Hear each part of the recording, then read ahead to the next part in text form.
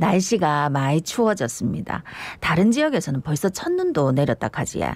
우리 부산은 눈이 올 정도는 아니어도 바람이 제법 차서 따뜻한 실내에 머무는 시간이 전보다 늘지 않을까 싶은데 실내에 있다 보면 바깥에 있는 것보다 뜨시기는 한데 또 코로나19 감염이 걱정되지. 특히 식당이나 카페, 회사 이런 데 있을 때 환기해야 되는 거 아이가. 마스크 잠시 벗어도 되겠나 이런 고민이 됩니다. 어제 수치를 보니까 부산도 그렇고 전국적으로 코로나19 확진자도 늘어나는 추세더라고요.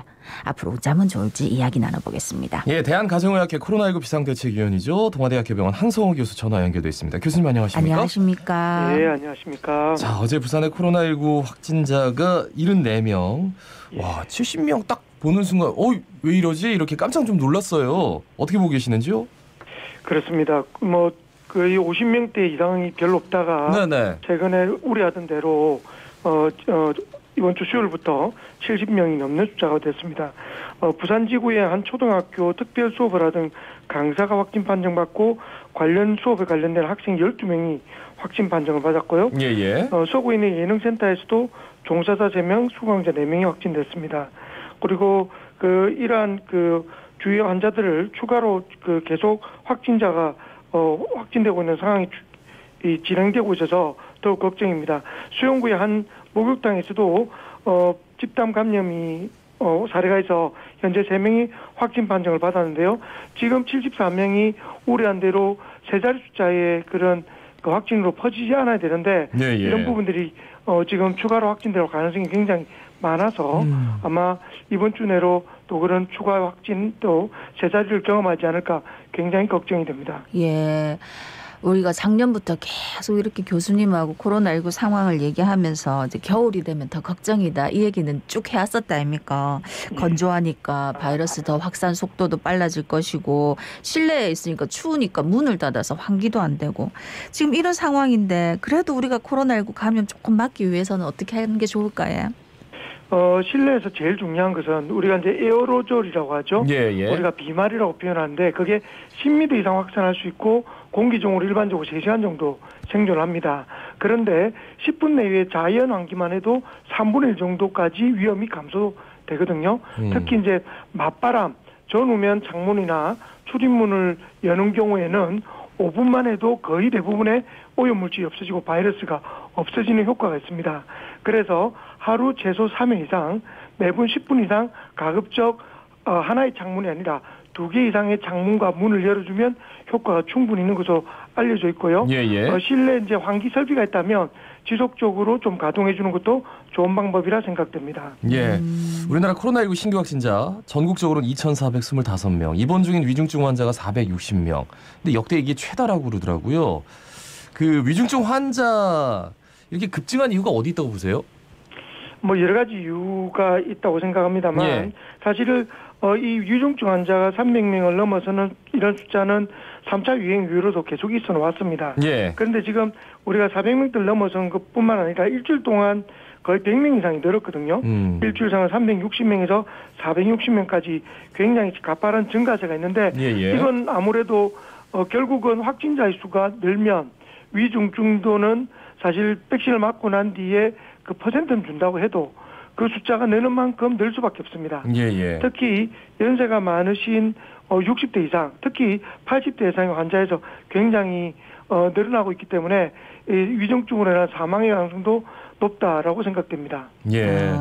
확진자 수가 늘어났기 때문에 위중증 환자 수도 늘어난 거다. 이렇게 이해를 해야 되겠네요. 예, 그렇습니다. 근데 조금 그래도 접종 완료자가 위중증 환자로 가는 비율은 낮다던데 맞습니까? 맞습니다.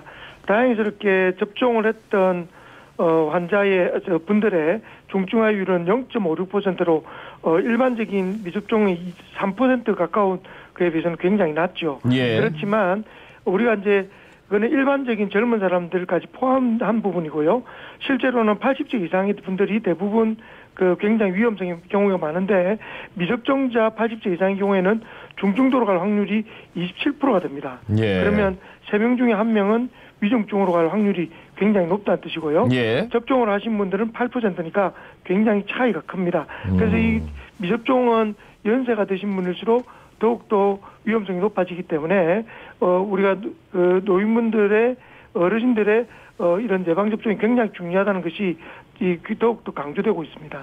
그러니까 접종했을 때의 중증도로 가는 확률, 그리고 미접종했을 때 중증도로 가는 확률, 이게 이제 우리나라 차원에서 데이터를 마련하기에는 아직까지는 좀 시간적인 여유가 필요한 거잖아요. 그죠? 맞습니다. 그렇습니다. 아직까지는 그런 결과를 보기에는 조금 더 이런 지금 우리 부스터샷도 이야기한 이유가 결국은 이런 접종의 시간 이후에 항체 수가 줄어들기 때문에 최종적으로 접종을 했을 때의 예방률은 외국의 기존에 접종을 빨리 이루어졌던 나라를 비교해 본다면 훨씬 더 돌파 감염 가능성이 높아지기 때문에 이 데이터는 조금 더 추이를 발 필요가 있을 것 같습니다. 네. 지금 이제 전국적으로는 좀 아직 여유가 있는 편인데 확진자가 집중적으로 발생하는 수도권 같은 경우에 중환자 병실 가동률이 높다 아닙니까? 맞습니다. 이러면은 이제 정부가 비상계획 서킷 브레이커를 하던데 요거를 발동하는 기준의 예시로 제시했던 게 중환자실 병상 가동률 75% 이상이라 하던데 근접해가는 상황 아닙니까? 맞습니다. 서울에 이제 345개의 중환자 병상이 있는데요. 그중에서 246개를 사용하고 있으니까 71.3%입니다. 경기도도 68% 정도가 지금 사용을 하고 있는데요. 우리가 언뜻 생각하기에는 중환자 병실에만 집중을 하는데 사실 중환자 병실을 돌보는 의료진이 지금 굉장히 부족하고 그리고 굉장히 피로도가 누적되고 있습니다. 그래서 지금도 중환자 병상은 늘리려는 그런 정부의 어떤 구상도 그 계획은 있지만 문제는 그걸 이렇게 관리하고 그리고 결국 지원해야 되는 의료진들이 그렇게 많지 않다는 거죠. 그렇기 때문에 이러한 우리가 500명 이상이 되면 서킷 브레이커를 발행할 수밖에 없다라는 이야기를 하는 이유가 그런 어떤 의료 시스템의 어떤 피로도 그리고 붕괴를 우려하는 부분이 있고요. 그리고 또 하나는 중환자가 이만큼 있다는 말은 그렇게 위중증은 아니지만 굉장히 중증에 갈 수 있는 환자들은 입원 환자는 더 많다는 뜻입니다. 그렇기 때문에 우리가 중환자 수만을 단순하게 판단할 것이 아니라 그만큼 지금 고통받고 있는 환자 수는 많다라는 것을 거꾸로 반증하는 것이라고 생각하시면 될 것 같습니다. 그래요.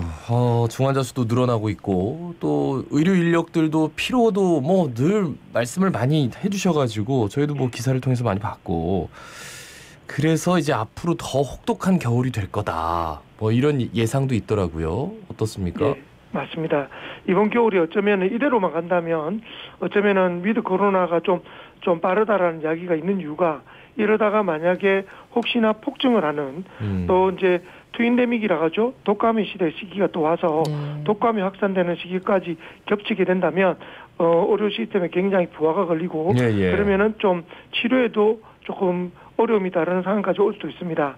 그래서 좀 이런 부분에서는 정말 이번 겨울이 또 중요한 겨울이겠구나 생각을 하고 있습니다. 네. 우리가 진짜 이 백신 없다고 구해와야 된다고 그렇게 난리를 쳤었는데 코로나19 예방접종 시행 이후에 지금 국내에서 버려진 코로나19 백신이 100만회 분이 넘는다 하더라고요. 맞습니다. 우리 국민기본접종이 이제 완료되면서 신규를 예약하는 사람들이 줄어들기 때문에 이게 가장 큰 이유인데요. 다회용 백신이기 때문에 이게 몇 명이 맞는다 남는 백신을 사용할 수가 없고요. 그리고 이제 해동을 한번 하면 보통 유효기간이 30일 전후로 비교적 짧기 때문에 이유가 됩니다. 그리고 이제 모더나 백신의 경우에는 청년층 접종이 이어지고 난 뒤에 소아 백신은 결국은 모더나가 아닌 화이자만 가능하기 때문에 이런 부분에서 백신이 좀 폐기가 될 가능성이 많아서 이런 부분은 좀 외국에 좀 저개발 국가에 폐기 전에 빨리 좀 활용할 수 있도록 좀 이런 공조가 이루어지면 좋겠다라고 생각이 됩니다. 옛날 미국에서 이제 아스트라제네카 보내줬던 그 기억이 갑자기 나네요. 말씀 잘 들었습니다. 고맙습니다. 네, 지금까지 대한가정의학회 코로나19 비상대책위원 동아대학교병원 한성호 교수였습니다.